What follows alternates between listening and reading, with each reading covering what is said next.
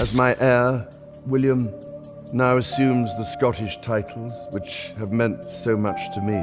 He succeeds me as Duke of Cornwall and takes on the responsibilities for the Duchy of Cornwall. When the doors closed, King Charles placed a sealed red folder on the table and said nothing. There was no explanation or warning. He had called together William, Catherine, Camilla, Princess Anne, and senior advisors without following normal palace procedures. Then he sat in silence, waiting for someone to be brave enough to open it. No one moved. That silence lasted just 3 seconds, but those 3 seconds changed the British monarchy forever. The call that came without warning, how it all began. Senior advisors at Buckingham Palace usually handle crises and transitions well. They are professionals who do not get easily surprised. However, when they received an unexpected call for a meeting, even the most experienced among them were taken aback. King Charles did not follow the normal protocol. He did not notify anyone through his private secretary or provide an agenda for the meeting. According to insiders, the call went out directly. There was no subject line, no set agenda, and no timeline for how long the meeting would last. The names of those invited revealed the seriousness of the situation. Prince William, Catherine, Princess of Wales, Queen Camilla, and Princess Anne were all there, along with top advisors who have high security clearance. This was not a routine meeting. It was a gathering of key individuals who support the monarchy during difficult times. Those who entered the private council chamber noted how unusual the atmosphere felt even before Charles arrived. This room is reserved for sensitive discussions, including security and succession matters. When called to that room without an explanation, attendees likely prepared for bad news. There were no casual conversations or small talk. No one reached for water or shuffled papers. William sat at the table with Catherine next to him. Camilla remained composed, while Anne exuded the dignity of someone who has witnessed significant moments in the monarchy's history. The uncertainty hung heavily in the air. Insiders later told royal reporters that a feeling of dread settled over the room. Was this about security? Concerns had grown as the outside world became more dangerous. Or was it about illness? Charles had been dealing with a cancer diagnosis since February 2024, and there were doubts within the palace about the true extent of his health situation. There was also the lingering question of succession. This topic had been present in strategic meetings and public statements for months, though no one spoke about it directly. Planning for succession had shifted from being a distant issue to something that needed immediate attention. This meeting felt significant, as if it marked a turning point. Then King Charles entered the room. He did not say anything. He carried a sealed red folder and placed it in front of Prince William. After that, he sat down, folded his hands, and waited. No one knew what was in the folder, but everyone understood that they were about to find out. Whatever it contained, there would be no going back. What was inside the sealed folder, Charles never opened. There was a pause in the room. It felt deliberate, but not too long. Then the Prince of Wales opened the sealed crimson folder his father had placed before him. Reports from Golden Age royals, shared by many royal commentary outlets in July 2026, state that the folder contained one confirmed date. This date was so specific that everyone in the room understood its significance. It confirmed the date of Prince William's coronation. Those present realized they were not looking at a planning document, but at the start of a royal farewell. Insiders say the date is November 14th, 2026. This date is not random. November 14th is King Charles's birthday. He was born on that date in 1948 at Buckingham Palace. A coronation scheduled for a reigning monarch's birthday is a clear message. It shows how the British royal family communicates important matters they aren't ready to make public. Catherine, Princess of Wales, was reportedly left speechless. Insiders used the word speechless to describe her reaction. She was not shocked or tearful, but unable to speak due to her overwhelming thoughts. In that moment, all the private conversations she and William had held over the past months came into focus. This was not a drill, it was the real thing. Those present understood this was not just a routine briefing about succession. Insiders noted that a chosen date is not made lightly. Governments do not confirm coronation dates without being sure the timing is right. A coronation without a specific date remains hypothetical. But a confirmed date, November 14th, 2026, is a real situation. Westminster Abbey, where British monarchs have been crowned for nearly 1,000 years, was reportedly the chosen location. It is the same place where King Charles was crowned on May 6, 2023. The same stone arches, the same ancient ceremony, the same oil, orb, and scepter, but now a different man would wear the crown, and a different woman would stand beside him. When William finally looked up from the folder, he asked one question: why now? He turned to his father. King Charles looked down and did not answer. That silence, sources say, spoke volumes. When a father who has carried the weight of an empire for decades cannot explain why this moment has come, the reason is usually something no one is ready to say out loud. The date in that folder did not just announce a coronation. It was King Charles telling his son in the clearest way possible that their time together was shorter than anyone wanted to admit. It was a king deciding that duty, determination, or medical treatment could not delay any longer. Catherine kept her eyes on the table. Camilla remained still. Princess Anne looked at the wall, and behind the calm faces that everyone had worked hard to maintain, something quietly broke open. The real state of Charles's health that the palace hides. The public updates from Buckingham Palace about King Charles's health tell one story. The private reality tells another. In February 2024, Buckingham Palace announced that the king had a type of cancer after treatment for an unrelated prostate issue. They did not disclose the specific type of cancer. From the start, the palace managed the story carefully, sharing just enough information to seem open while keeping back details that would allow for a true understanding of his health. In the following months, the public saw a carefully crafted image of steady improvement. Charles continued his work, attended events, conducted state matters, and traveled internationally. The portrayal was of a monarch who has cancer but insists it will not limit his reign. This image has some truth but is not fully accurate, according to those who closely observe him. Then in December 2025, the king announced in a pre-recorded video that his cancer treatment would be reduced next year. He called it a personal blessing and highlighted how early diagnosis can save lives. This seemed like positive news, a cause for cautious optimism. However, the palace's spokesperson later described this as moving to a precautionary phase of treatment that would be continuously monitored and reviewed. Veteran royal reporter Robert Jobson, known for his reliable sources, stated that the palace had emphasized the good news too much. He believes Charles isn't recovering from cancer. He is simply managing it. Jobson noted that the king has appeared exhausted at public events, but continues to fulfill his duties out of a strong sense of responsibility. Other insiders agreed with this view. Reports in early 2026 suggested that the king's public relations team asked journalists to downplay the seriousness of his condition before the December announcement. If true, this portrays the palace as trying to control the narrative, releasing limited information to avoid public panic while hiding the full truth. The result is a public narrative that sounds reassuring, but doesn't make any definitive promises. Reduced treatment does not mean remission. A precautionary phase does not equal recovery. Continuously monitored does not guarantee stability. The palace has spent 2 years carefully choosing words that sound positive without openly discussing a diagnosis that remains vague. In 2026, multiple sources revealed that the king understands his time and his role is limited and is making decisions accordingly. He continues to work despite a schedule that some say is unsustainable. Reports indicate he wants to keep the institution stable in case his health declines.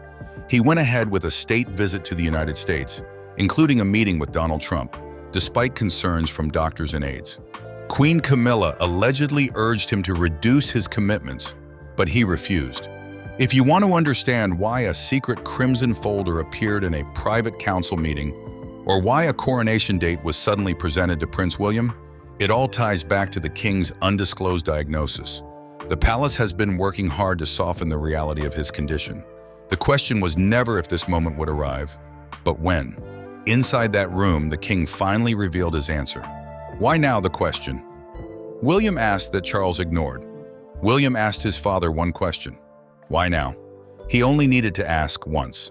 King Charles, a man who had spent over 70 years preparing to be monarch, remained silent in response. He had faced many challenges: his mother's death, his first marriage ending, and issues with his son Harry and brother Andrew. In that private meeting, he looked down at his hands and said nothing. That silence spoke louder than words, according to one person who later shared their impressions. They explained to a reporter that while an explanation can be argued or debated, silence cannot. Charles, who usually knows what to say and how to control the narrative, showed that there was a greater urgency behind his silence. Time was running short. The tension built slowly in the room. William's expression revealed the weight of the moment as he faced his father. Catherine, sitting beside him and still recovering from her own cancer diagnosis, also felt the pressure. She had worked hard to regain her strength and public presence, but now she realized their future was shifting unexpectedly. The phrase, "a precise date is not chosen casually," was shared among those present. Everyone understood it meant that a coronation date was serious and likely needed sooner than expected. Then there were the children, George, Charlotte, and Louis. George, at 12, is already aware he will one day be king, but at 12, he is still just a child. Charlotte is 10 and Louis is 7. None of them chose this life.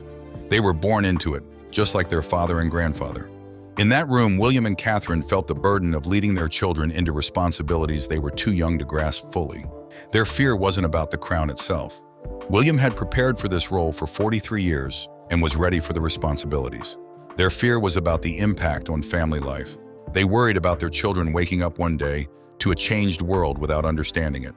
Catherine sat silently for a long time. Her silence was not like Charles's. He withheld words, while hers was about absorbing overwhelming news. The conversation in the room paused. Advisors didn't rush her. They didn't check their watches or discuss plans. They allowed her the time she needed because the content in that sealed folder was more than just a document. It was a goodbye that had yet to be spoken. The Shadow King, how William already rules in silence. Long before that red folder was closed and the meeting was held without an agenda or warning, William had already started to move quietly. He was not trying to attract attention. Instead, he was making careful preparations because he knew that the royal institution he would eventually lead could not afford to wait.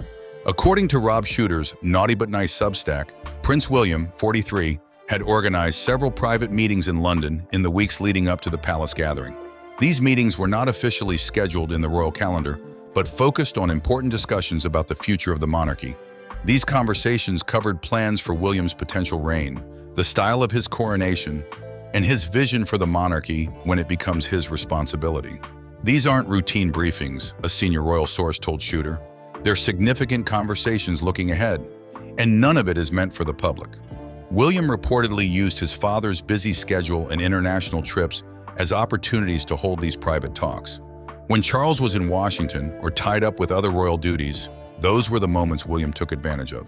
Sources described William not just as the Prince of Wales, but as a shadow king. He was stepping into a decision-making role, dealing with palace policies while his father focused on public appearances. Though he wasn't king yet, he was already taking action in a way that the royal family needed, even if they could not officially recognize it. Catherine was by his side throughout this process. Reports in early 2026 showed that she was actively involved in planning for William's future coronation. One account mentioned her working with senior advisors to ensure they were prepared early to avoid any chaos during the transition. Her active role was intentional, signaling her growing importance in both practical and ceremonial matters. In January 2026, it was confirmed that King Charles was working to raise Kate's profile ahead of a possible transition. A high-profile 5-year royal duty for William and Kate was seen as a strong sign that the palace expected the change could happen sooner than publicly stated. This 5-year commitment guarantees that William and Catherine remain key figures in national and international life, regardless of when the transition occurs. William has also been clear about the kind of monarchy he wants to lead. Those close to him say he aims to revitalize the institution for his children to inherit. He has openly discussed the changes he wants to implement. He envisions a more efficient monarchy with a clearer separation between ceremonial duties and real impact. He wants a closer connection with the British public, moving away from the traditional secrecy about handling difficult news and providing the transparency that people are demanding. William does not plan to follow his father's approach, and Charles is aware of this. The Shadow King is getting ready to take the throne, and the light is coming faster than anyone outside that private meeting expected. Harry, Andrew, and the monarchy William will inherit. The monarchy that William will inherit includes more than just a crown and a castle. It comes with long-standing problems that are personal and unresolved. These issues cannot be solved with discussions or secret documents. Understanding how William plans to address these problems shows what kind of king he wants to be and how his reign will differ from those before him. One key issue is Prince Andrew. King Charles has spent 2 years dealing with a difficult situation: his brother's connection to convicted sex offender Jeffrey Epstein. This connection has harmed the royal family's reputation, and the effects are still felt. Charles has taken away most of Andrew's public roles and removed his military titles. According to palace sources, there has been strong pressure for Charles to go further. There are calls to completely separate Andrew from the monarchy, removing him from the line of succession and making the separation clear in legal terms. William has been the strongest advocate for removing Andrew from the line of succession. A palace source told reporters that, in William's mind, Andrew should have been cut out of royal life completely. However, King Charles has taken a more cautious approach. Those close to him say he struggles to balance being the head of the monarchy with being Andrew's older brother. He has hesitated and worried more about Andrew's feelings than the monarchy's image during critical moments. One senior palace source bluntly said, "Charles dithered," describing his handling of the crisis with Andrew. William does not hesitate. When he becomes king, people believe he will make decisions about Andrew that Charles has been unable to make. Prince Harry's situation is emotionally complex and more visible. In 2026, Charles and Harry had moments of warmth. In early 2026, when Charles visited the United States, there was speculation about a possible meeting with Harry, but it did not happen. However, at a gala in New York, Harry reportedly mentioned that Charles was doing great, a comment overheard by an insider. On July 10, 2026, an unexpected event occurred. King Charles met Harry and his family at Highgrove. It was the first time the king had seen his grandchildren in 4 years. This meeting was private, with no formal palace statement released afterward. William learned about the meeting at the last moment and felt blindsided. He was stunned and not consulted. Reports indicate that William thought his father was in London for official matters, not for a private family gathering. The term blindsided suggests he thought he understood the situation, but discovered important changes had happened without his knowledge. William's views on Harry are well known among royal reporters. Sources say he is not interested in a public reconciliation that could reopen ongoing conflicts from interviews and documentaries. He does not see the value in it. He has accepted the public aspects of the estrangement, drawn his conclusions, and moved on, making any reversal unlikely under his reign. The monarchy William will inherit will reflect these views on Andrew, Harry, and streamlining the institution. He discussed with Donald Trump that Kate was doing well and that his father was fighting very hard. His words show he is mindful of how his statements will be interpreted in both the US and the UK. He is careful and controlled, already thinking like a king even before he officially takes the crown. Those closely following the palace believe the institution is in the final phases of a transformation. This change began quietly with Charles's diagnosis, gained pace with changes to his treatment plan, and became clear when a sealed crimson folder was opened in a little-known private room. The paper inside confirmed a date. Now the room knows, and soon the world will as well. What happened in that room was significant. It was a father knowing time is short, doing what he could, passing the crown forward with intention. The palace walls don't speak, but now everything inside them is in motion.